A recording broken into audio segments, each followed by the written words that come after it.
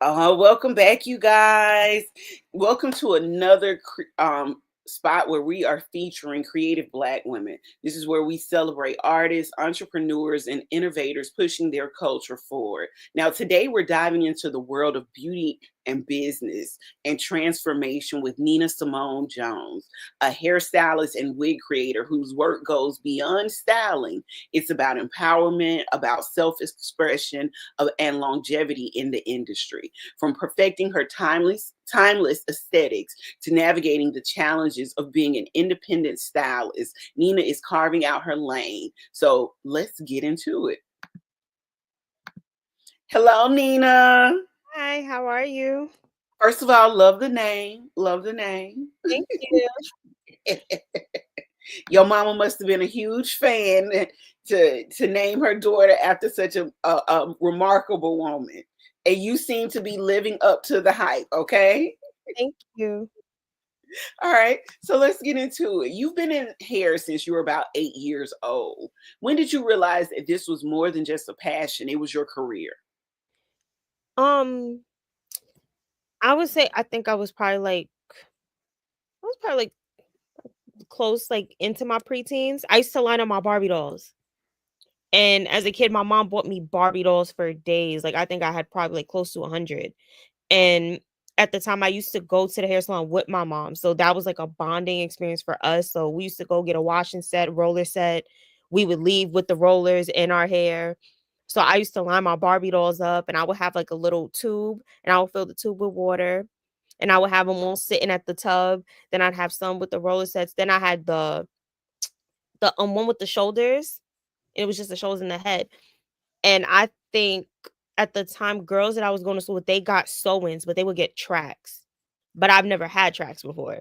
So I think I just put two and two together and I braided a piece of hair because I used to cut all their hair off too. So they were like bald. And I stitched a weft in and I showed it to my mom. And at first she thought it was the doll's hair. And I said, no, this the fake hair that you bought me from the beauty supply store. And then she looked at it and that's when like at first we was gonna say, okay, I'm gonna finish high school and I'll do beauty school and college at the same time. But then she found not a but it was a vocational school in Queens and they had plumbing, they had electrical installation, they had pre-engineering, they had business, they had graphic design, and they had cosmetology. So I did cosmetology school while I was in high school. It was free. I didn't have to pay tuition. And I basically graduated with all my hours and I just had to take my state board. And I've been licensed since I was 18. Okay. Now, you initially explored other careers like nursing and law and graphic design. What ultimately made you return back to hair? Because of the reasons that I wanted to do other professions. I wanted to do nursing because I had family members tell me that nursing was a good career to be in. I thought about graphic designing because I can also draw. That's like a hidden talent I have, but I didn't want to draw on computers. So that was already X'd out. And then as far as law, I just like to argue. Like on a topic, we can go like I can go back and forth and debate a topic respectfully. But I think when I went to business school, I remember I had to take a business law. And I remember my professor telling me that, 90% of the work is behind a desk and you're doing paperwork. And then the only 10% is the arguing. So I said, oh, so I probably wouldn't even like being a lawyer. So I made the right choice doing hair because I always enjoyed doing it. And there was never a downside that I had to doing it. So, and I always like being creative also. I tapped into everything. So at one point I did locks. One point I did braids. I did silk presses. I did color. I did everything. Okay. Now, you say you intentionally stay away from trends and focus on timeless, grown, and sexy looks. Why is that important to you? They teach that in beauty school actually to stay away from trends because trends die. Okay. And, you know, as every few years, people bring out an old hairstyle that was already done before and they give it a new name. So, like, for example, for the wig community and hair extensions, it's the Legos hairline. And my friend had me doing her the other day, and I said, "So basically, you want a widow's peak?" That part. I was like, "That's not what?" She's like, "Yeah, I guess you can do a widow's peak." I'm like, "No, girl, that's what it is. The Legos hairline is just a widow's peak. You want the little here, and you want it to curve, and then you want." that's what you want. And she said, oh, okay. And I said, yes. I'm like, most girls have had that look, but then y'all put baby hairs on it. It's the same hairline, just no baby hairs. That's all you want. You wanted just a natural hairline. Yeah. Yeah, No that's all baby you hair. Yeah. want. And I'm like, so I keep it very simple because the reason why I stay away from trends, I think it confuses people. Another one was the fuzzy silk press. I'm like, you want a blowout with texture? That's all it is. Like you're just blow drying your natural hair and then that's it. Just stretching it. You're not trying to make it look silky. You're not trying to have it look super shiny. It's same thing. Lemonade braids, feed-in braids. Yep. That's all it is. You just confuse everybody. So I always stay away from it. My clients, they're very clear with everything that I have them do. I love it. Now, is when it comes to your clients, we talk about how many hairstylists focus on just styling, but you like to educate your clients on hair care. How do you balance creativity with education? Well, that's a good question. Creatively, well, my clients trust me to be creative. So when they come in and I ask them what style they want, they usually let me do whatever I want. Mhm. So that part's never usually hard, but it's usually the hair. A lot of girls don't really know much about their hair. So I'll have some girls that think that their hair is extremely dry and that it's very porous. And I'm like, no, you actually have very low porosity hair. Your hair takes a long time to get wet, it takes a long time to get dry. And the reason why it's dry is because you don't take the time to moisturize enough. You need to actually deep condition. You probably like steam treatments would be helpful. Like you need extra help with moisture penetration. But once that Mhm. moisture is in, it's locked in. So I said, that's not your problem. It's you're not putting in that effort. So like this person that I had this conversation with was actually my best friend. And she not gonna do it because she's a nurse. So I just do it for her. Now, in your early days, you did a lot of free work to build your reputation. How did you transition from doing that to confidently charging your work? Honestly, the way that that goes about is and I think a lot of makeup artists, hairstylists, like anybody who does like beauty enhancement services as a career, they will tell you in the beginning you do it because you want to network, you want to make connections, you think it's going to get you further out there and in some situations it does, but for the most part, especially now because it's so common, most people take advantage of it. And after a while, it's like when you really perfect your craft and you become more knowledgeable, because it's like when you don't know anything and your skill is just okay, it's a little different. It's like, okay, they're taking a chance on you. But now I do know what I'm doing. Yeah. Yeah. Now, if I'm gonna do free work, the free work gotta make sense. Okay. So it's like my friend does makeup. She's really good with makeup. And I can't take that from her. So if she's like, Nina, I want to do this look and then I want to do this hairstyle, we get a model. I'm not gonna charge her for or anybody else to want to film me. It's like, no, she's good, I'm good, we both good. We know how this is gonna turn out. The free work makes sense. Yeah. Okay. So the hair industry is a multi-billion dollar business. What's something you wish more hairstylists knew about the business side of things? It's competitive. It's a lot of work. It can be draining. It's expensive. It's not something that you just hop in because I could say I was not really when I first started, but I would say maybe like 3, 4 years in, which is still very early. I would see some people, they'll get on like social media, they'd be like, oh, I just need like a little side hustle, make some quick money. Everybody be like, go do hair. And I'm like, no, this is an investment. Like booth rent, like in the beginning, you think booth rent doesn't sound hard, but it's every week. Hmm. Just like how we have bills every month. And it's like, I just paid this bill. Imagine if that same bill was every week. And then you still have to pay that bill whether you have the money or not. And On that's top what's of your other bills. Yeah. Say it again. I said on top of your other bills as On well. top of other bills, yes. And then Yeah. it becomes draining. It's like your mental, then it's like you feel you have to work more days, but then your body's tired. And after a while, it is very physically draining. Like I Yeah. followed one hairstylist and she was the type, she worked almost every day. She was there early and she left at like 12, 1 o'clock in the morning, and she'll be back there early in the morning. And then one day she just got really sick. And it was because she wasn't getting no rest. Yeah. Yeah. Now, You're working on diving into digital products and online education. What inspired you to step into teaching, and what can we expect from you? Teaching really came from people always asking me questions. I've had during COVID, hair salons, barbershops, all of them were closed, but I was always good at making wigs. I used to hand stitch though, and it would take me about 3 hours. But while I was in the house, I had my sewing machine. I tried using the sewing machine before. I didn't get the hang of it and I gave up on it real quick. But during COVID, I was in the house. So I was like, okay, I have nothing but time. They said we'll be back in the shop by April. It's April, everything's still closed.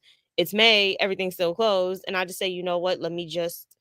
I played around with it and eventually I got the hang of it. And at the time, I was the only person who really knew. Like, I was few of many who knew how to work a sewing machine. So a lot of my friends who were hairstylists, they was like, Nina, can you show me?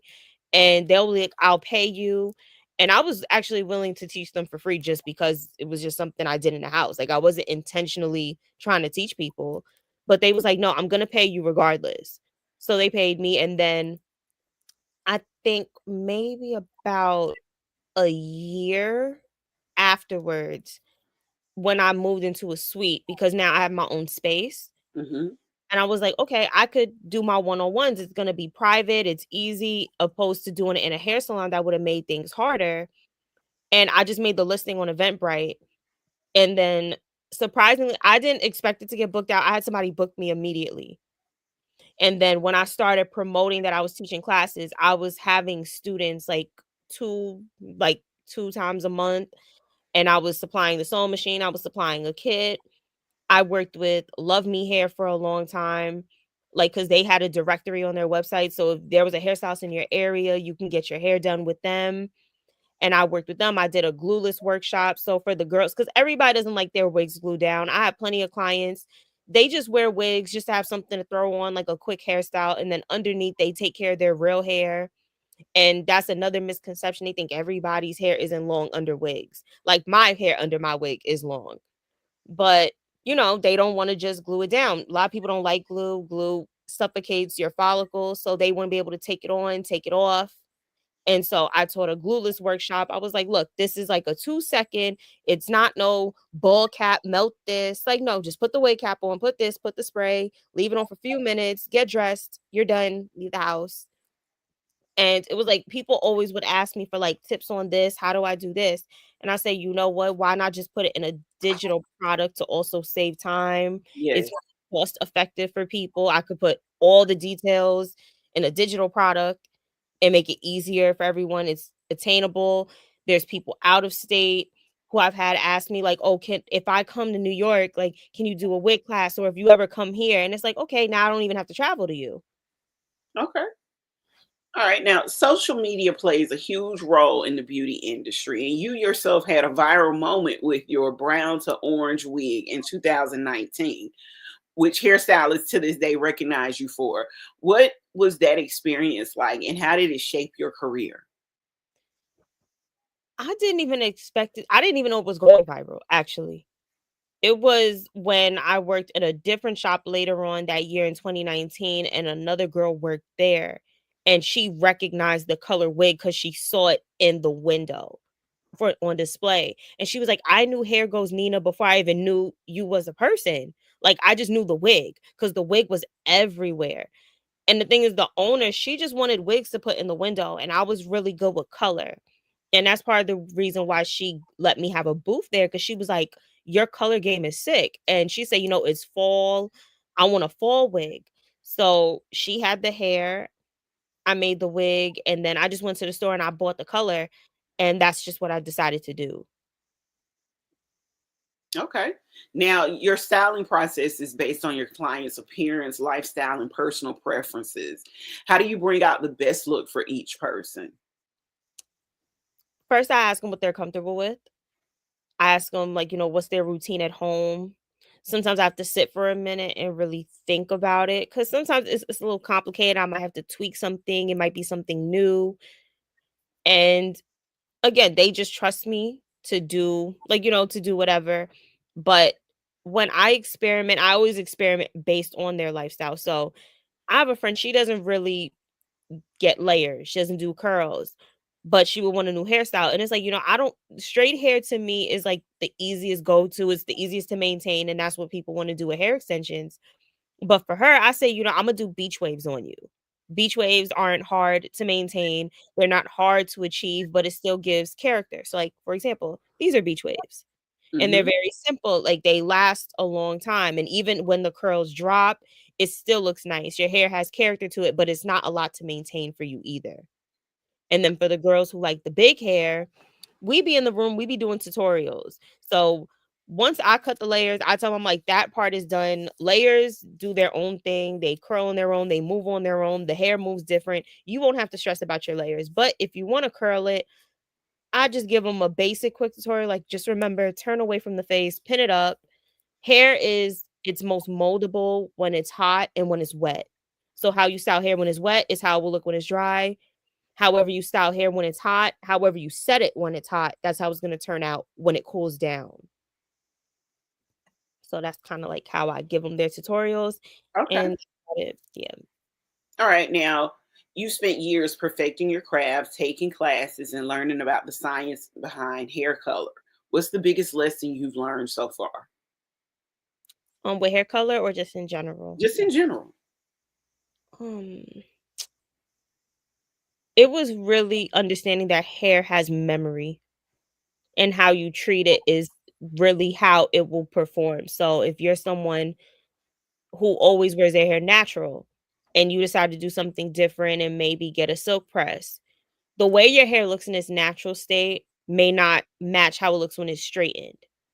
So, and then because you don't straighten it often, you might have to get a silk press a few times for it to naturally just start straightening easier because it's like, okay, your hair recognizes that it's been in this shape before.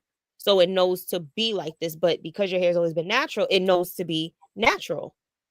So that's one thing I've always learned is like hair has memory. You learn to use product to help you. You use hot tools and it doesn't matter which hot tool you use, like it's more about a technique. So it's Okay. like helping, assisting, and then the final product, it's really steps to everything. You just have to trust the process. Now, who are some hairstylists or beauty entrepreneurs that have inspired you? Well, the way I do hair, like that grown and sexy look, there's a girl who's my age and her name is Kenya Furaha. I think that's how you pronounce it, but I know like it's KenyaFuraha. And I started following her back in I think maybe 2018 when I had just started doing hair. She had just moved to Atlanta and she was basically living that hairstylist Atlanta lifestyle. And I used to love the way she styled hair because it was just so effortless. And she just returned back because I think she went on a healing journey to Mexico, but she came back and now she's doing hair and she's doing like eye tips, K tips. She does everything. But I just always loved how it just looked effortless, natural. Again, I'm not into trends. So I'm not looking towards people like Arrogant Tay. And as much as I love the way he does hair, I'm not into how he does it. Okay. Like his aesthetic wise. Like that's just not me. So I always resonated with her. Cynthia Lumsey, I've always loved her for color. And then wig making, I've always loved V hair, Vihair. Okay. Okay. Now, your long term goal is to retire from the chair and expand into hair extensions, a product line, and possibly women's fragrances. What does success look like for you? Relaxing.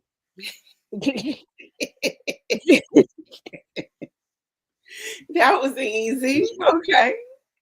Now, what advice do you have for aspiring hairstylists, wig makers, or beauty entrepreneurs, especially Black creatives who are just starting out? Find a mentor. And that is one thing I would, and that's also why I enjoyed teaching is because I didn't have anybody to really teach me. The first salon I worked in, I remember the owner, and mind you, I was fresh out of beauty school. Like I just got my license probably last week, my temporary, not even like my state board license. Like I had to take my state board and wait for that to come in the mail. This is just a temporary license. And I remember she told me, she said, you need to show me that you're worth working here. Mm, And it's like I was brand new and And I worked in a different shop because when you're in beauty school, you have to do 60 hours. Well, at least in the state of New York, you have to do 60 hours in an actual salon, getting real salon experience. Just like with any trade profession, you need the hands-on experience. Nurses do clinicals, same idea. And I remember with that woman, the reason I didn't work there is because she was so far. But the hairstylists that she has, a lot of them were fresh out of beauty school. But she taught them, she molded them, and now her hair salon has been open for over a decade. And that's why, like, one thing when I worked with this one woman, I always felt like that was something she could have taken advantage of because I seen an owner who took girls fresh out of beauty school and she taught them. And now those girls are doing great things. Some of them still work with her, some of them moved on and they do their own thing. This woman, she treated me like you're not worth it. I only worked there for a week and a half. That was the longest week and a half of my life. Mm, mm. Okay. And that's horrible. Where do you see yourself in the next 5 years, and what do you want your legacy to be that you're leaving on the world? In the next 5 years, I actually still want to be doing hair. I don't wanna I never wanted to be, like, super booked and busy. I like that people can book me at their nearest convenience, that I do have time, but I do also wanna focus mainly on, like, selling hair extensions, potentially diving into hair products by then, and then, I take, like, a select few people by then because 'cause I'd be more so focused on that.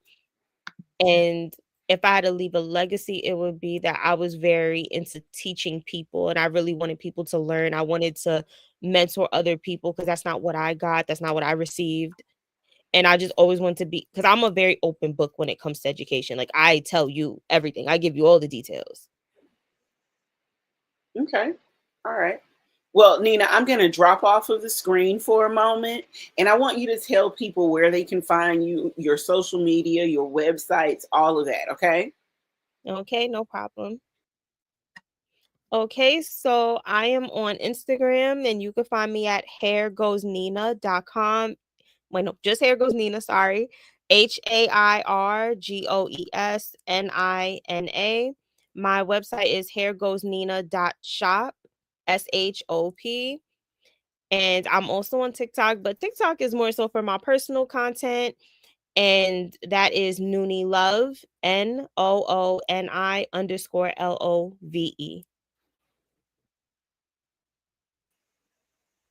Awesome, Nina. Thank you so much for doing this and for deciding to share your gift and your insight with us and giving us information on who you are and what you've been doing. And we really that. Thank you so much.